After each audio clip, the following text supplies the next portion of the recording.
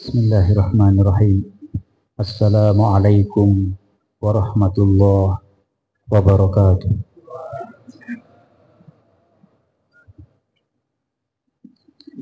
Alhamdulillahi rabbil alamin. Nahmaduhu wa nasta'inuhu wa nu'minu bihi wa natawakkalu alaihi wa na'udzu bihi min syururi anfusina wa min sayyiati a'malina. May yahdihillahu fala mudilla lahu wa may yudlilhu fala hadiya lahu. Asyhadu an la ilaha illallah wa la na'budu illa iyyahu mukhlishina lahuddin. Asyhadu anna Muhammadan abduhu wa rasuluh rahmatan lil alamin. Allahumma shalli ala sayyidina wa habibina wa syafi'ina wa maulana Muhammad abdika wa nabiyyika wa rasulikan nabiyil ummi wa ala alihi wa sahbihi wa sallaman tasliman katsiran katsira. Amma ba'd. Qala Allah ta'ala a'udzu billahi minasy syaithanir rajim.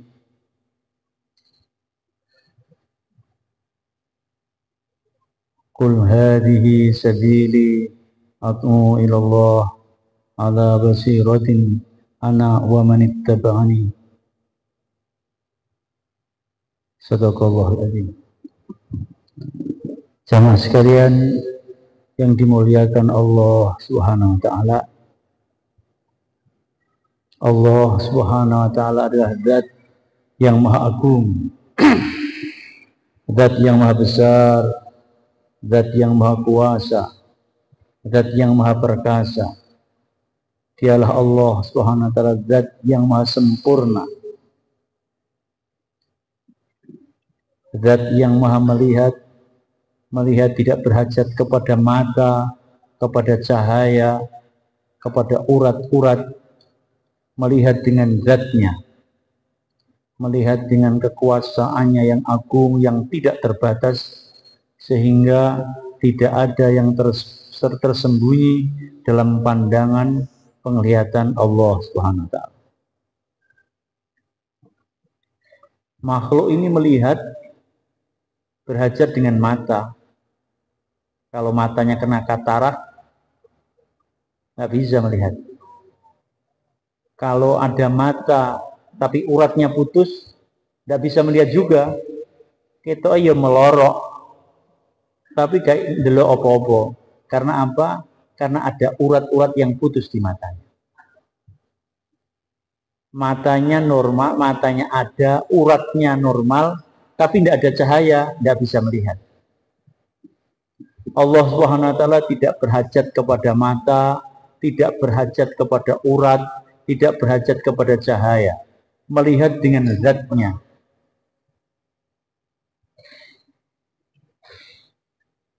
Dialah Allah Subhanahu wa taala zat yang maha mendengar dengan pendengaran yang tidak terbatas. Di mana Allah mendengar dan tidak berhajat dengan telinga, tidak berhajat dengan udara, tidak berhajat dengan urat-urat, melihat dengan zatnya.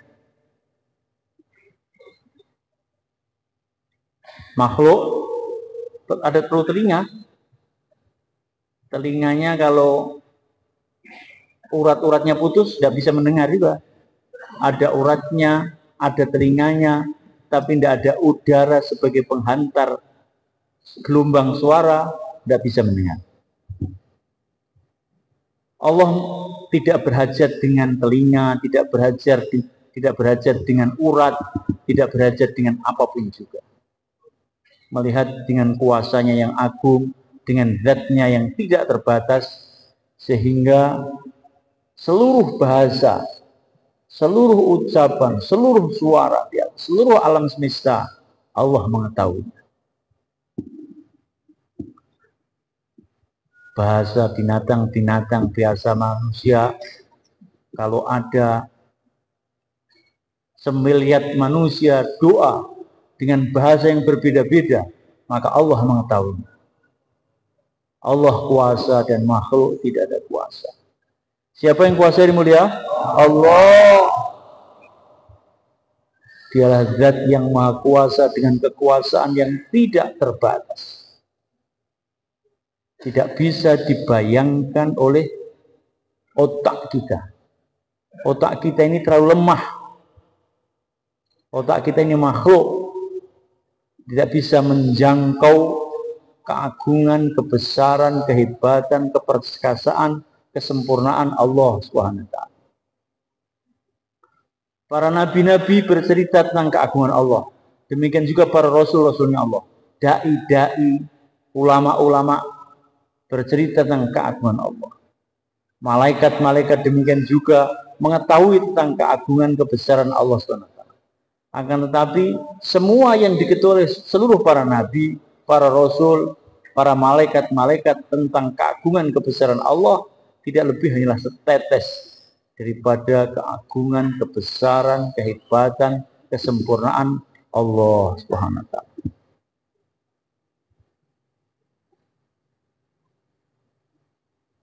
Allah zat yang maha kuasa, makhluk tidak ada kuasa. Seluruh alam semesta ini adalah ayat-ayatnya Allah. Bagaimana langit yang ditinggikan, bumi dihamparkan, burung-burung terbang di angkasa, semuanya adalah ayat-ayatnya Allah Subhanahu wa taala. Wa fi anfusikum afala tubsirun, dan di dalam diri kamu tidakkah kamu perhatikan?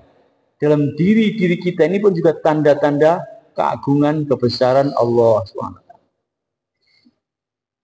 Allah yang menciptakan kita dari tidak ada, kemudian ada.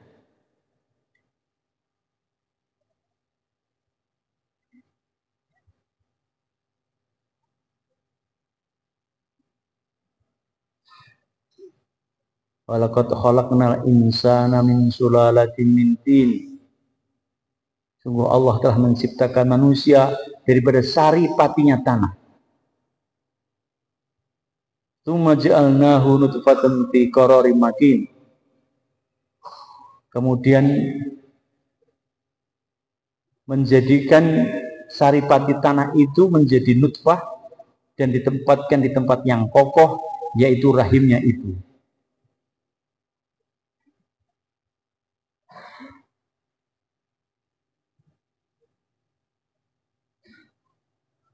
Kita ini keluar daripada lubang kencingnya ayah kita dan lubang kencingnya ibu kita.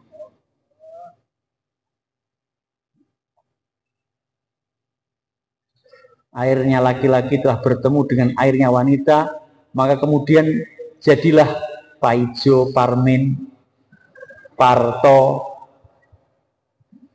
siapa lagi? Paiman, Painem, Juminem, Juminto.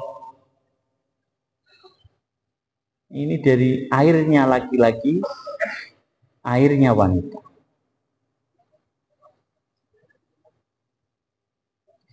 Jadi nutfah. Kemudian nutfah itu hari mulia telah bertemu, air laki-laki dan air wanita bertemu, kemudian menjadi segumpal darah menjadi segumpal daging menjadi tulang-tulang belulang kemudian diselimuti dengan daging, dan kemudian menjadi makhluk yang lain. Kemudian lahir, bisa nangis, bisa tersenyum, bisa marah. Padahal dari daging, jadi segumpal daging. Kemudian ada perasaan, ada rasa ini, rasa itu, rasa jengkel, ada rasa iri, rasa dengki, ngamuk. Hari mulia. Siapa yang membuat hari mulia? Allah. Dan kemudian terciptalah sebaik-baiknya ciptaan yang namanya insan.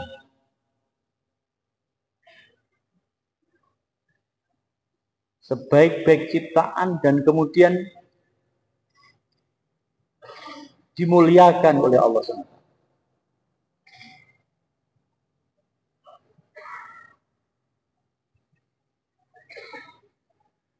Di kampung-kampung anak kecil bawa pentungan naik kerbau. Kerbau itu kalau mau ngamuk itu jangan anak kecil. Camat, bupati lari terbirit-birit. Tapi ini dibawa sama anak kecil, dipendung kepalanya itu. Kok manut itu kerbau itu? Ya inilah karomahnya Bani Adam. Kemuliaan yang Allah berikan kepada anak turunnya Adam. Sehingga gajah, kerbau, sapi nurut.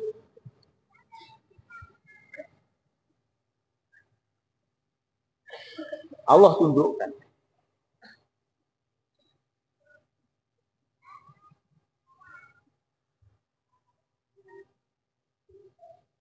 Semuanya berkhidmat kepada manusia. Gunung-gunung telah diciptakan untuk berkhidmat kepada manusia. Lautan diciptakan untuk berkhidmat kepada manusia. Bahkan malaikat-malaikat diciptakan dan diperintahkan sujud hormat kepada manusia.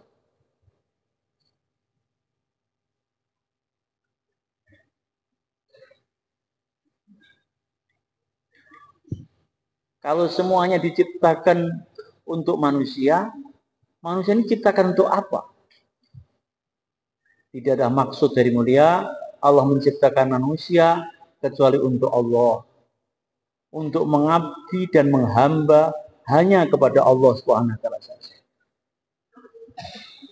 Untuk tunduk patuh taat kepada Allah. Al-ubudiyah, penghambaan adalah maksud daripada penciptaan. Kita diciptakan untuk menghamba kepada siapa yang mulia? Allah. Untuk tunduk, taat, patuh, taat tanpa syarat.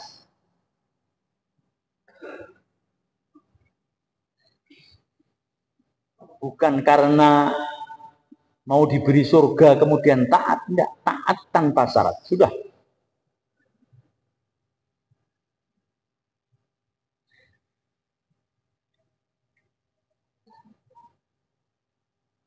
Allah menciptakan segalanya untuk kita sebagai bekal dalam penghambaan dan ketaatan kepada Allah Subhanahu wa taala.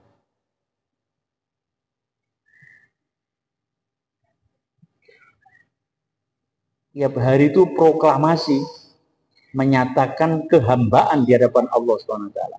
Iyyaka na'budu wa iyyaka nasta'in. Hanya kepada Engkau kami menyembah. Hanya kepada Engkau kami minta pertolongan.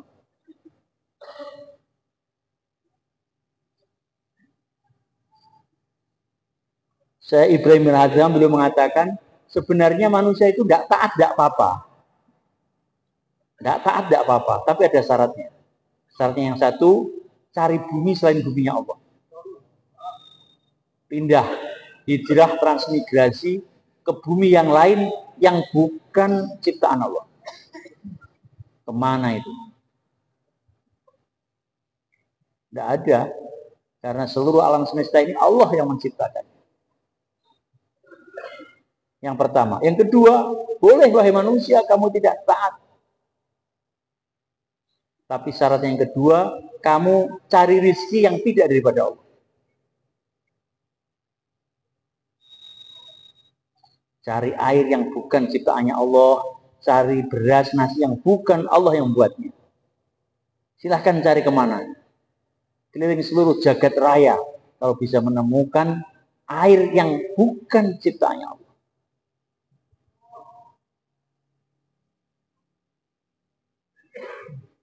Boleh tidak taat, tapi syaratnya bisa menolak datangnya malakal maut. Kalau nanti Israel datang cabut nyawa kamu, tolak, kamu datang, jangan datang kepadaku wahai malakal maut, datang kepada itu yang ngantuk-ngantuk itu.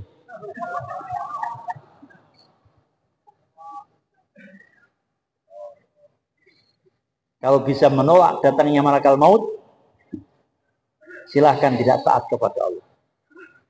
Tapi kalau tidak bisa menolak datangnya kematian, maka tidak ada bagi kita untuk tidak taat kepada Allah. Gak sholat iki gak apa-apa, syaratnya gak mati ngene.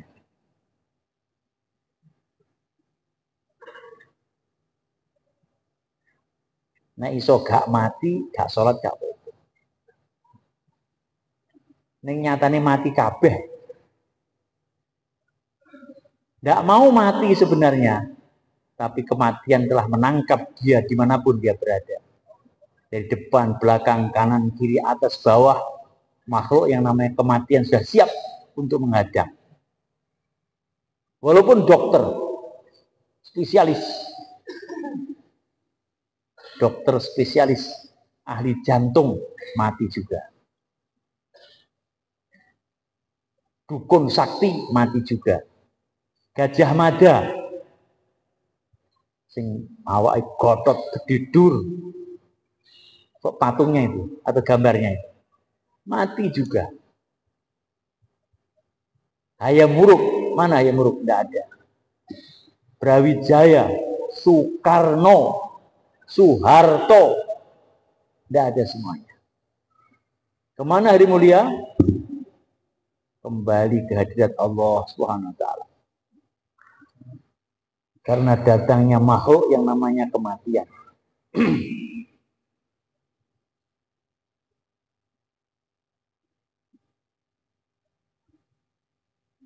Satu waktu kita takziah dengan seseorang, maka orang di sana cerita, ini bapak ini mati karena serangan jantung katanya. Loh, jantung kok bisa nyerang itu gimana?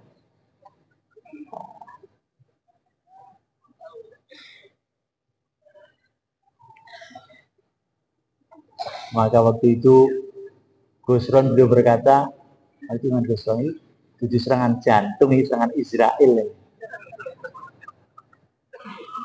La ilaha illallah. Demikianlah hari mulia. Kita ini tidak ada kuasa apa-apa, tidak punya apa-apa, datang karena didatangkan oleh Allah, hidup karena dihidupkan oleh Allah, gerak karena digerakkan oleh Allah, bumi disiapkan oleh Allah, air milik Allah, udara milik Allah, bumi, langit, semua milik siapa? Allah. Tidak ada yang kita miliki. Manusia itu cuma bisa ngaku-ngaku. Ini rumahku, ini tanahku, ini kebunku, ini sawahku, ini motorku, ku. Itu cuma pengakuan saja. Nyatanya tidak bisa dibawa. Dia cuma makai sebentar, habis itu pindah kepada orang lain. Punya uang kebak dompetnya itu. Katanya uang dia. Tapi ternyata juga nanti dikasihkan di warung kopi. Dikasihkan lagi ke orang lain. Akhirnya habis itu. Ternyata kita ini cuma kelewatan saja.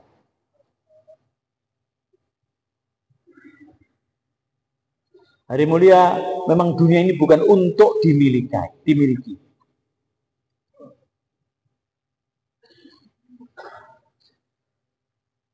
Tidak ada yang memiliki kita kecuali Allah. Tidak ada yang kita miliki dan tidak ada yang memiliki kita kecuali Allah Subhanahu wa Ta'ala. Dialah Al-Malik, raja daripada segala raja, pemilik yang hakiki. Itulah Allah Subhanahu wa Ta'ala.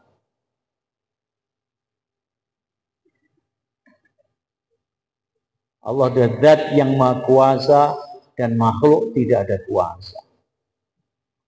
Sebanyak mana dengar makhluk, nafikan makhluk.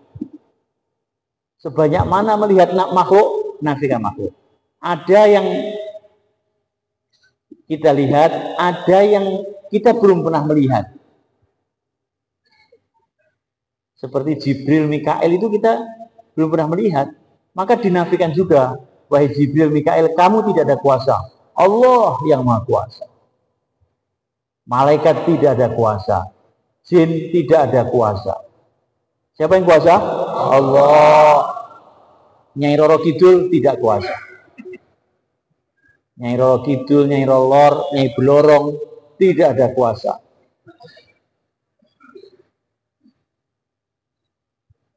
Nyai siapa lagi? Nyai yang di rumah sampean itu tidak ada kuasa itu. Nyai ini dewi-dewi. Allah kuasa, makhluk tidak ada kuasa.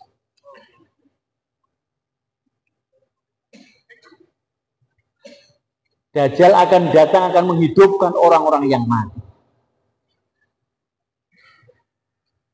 Maka satu anak muda telah digergaji sama Dajjal, dibelah menjadi dua.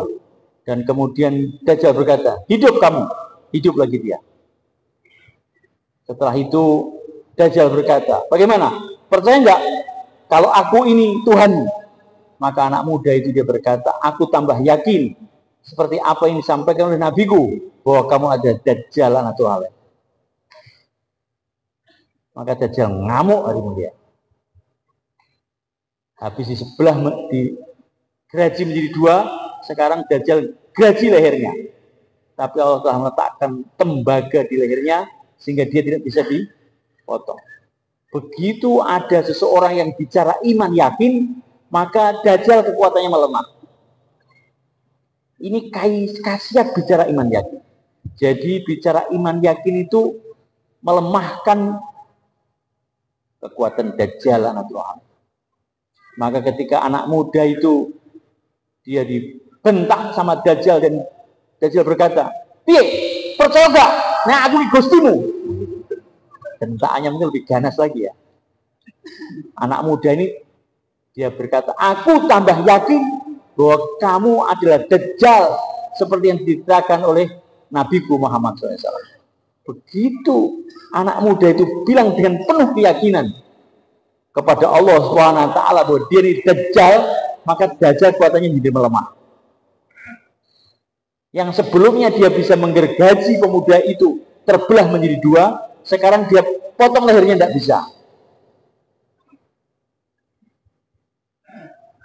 Setelah itu Dajjal kuatannya melemah sampai akhirnya dia bertemu dengan ahlu iman, ahlu yakin, yaitu Nabi Isa alaihissalam. Maka begitu ketemu Nabi Isa alaihissalam, tambah melemah dan dia seperti garam yang mencair. Itu Dajjal.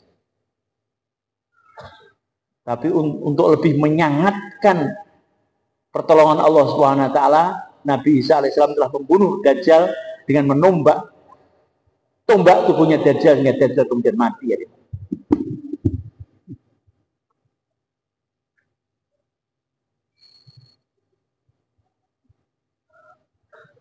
Sebelumnya Dajjal telah menipu begitu banyak orang, di mana dari bumi keluar emas, keluar roti, keluar makanan, tempat-tempat yang kering kerontang sama Dajjal dikatakan hijau subur, jadi subur dan makmur. Kemudian tempat-tempat yang subur Dajjal berkata kering kerontang, jadi kering kerontang. Kalau Dajjal bilang turun hujan, hujan akan turun. Bila Dajjal berkata kering kemarau, maka kemarau akan datang. La ilaha illallah. Dajjal tidak ada kuasa. Hanya Allah memberi izin kepada Dajjal sebagai ujian bagi manusia di akhir zaman.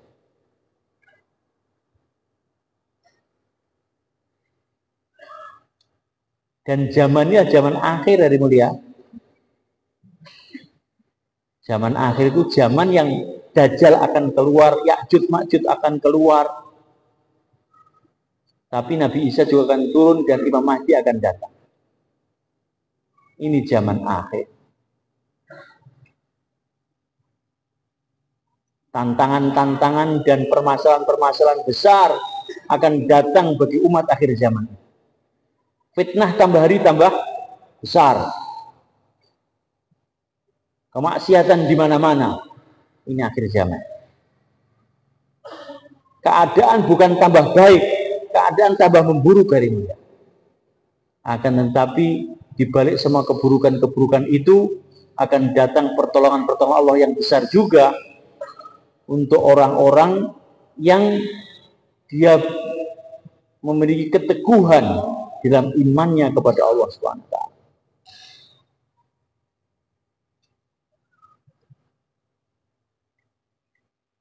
Maka di balik tantangan yang besar terdapat pertolongan Allah yang besar.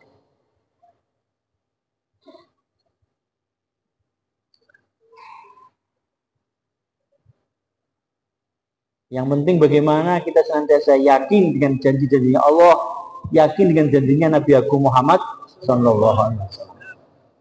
Senantiasa istiqomah berdiri di atas jalan agama dan perjuangan agama. Yang akan menguatkan iman itu kalau seorang dia beragama dan berada di atas jalan perjuangan agama. Ketika seorang itu berjuang atas iman, maka Allah akan menguatkan iman.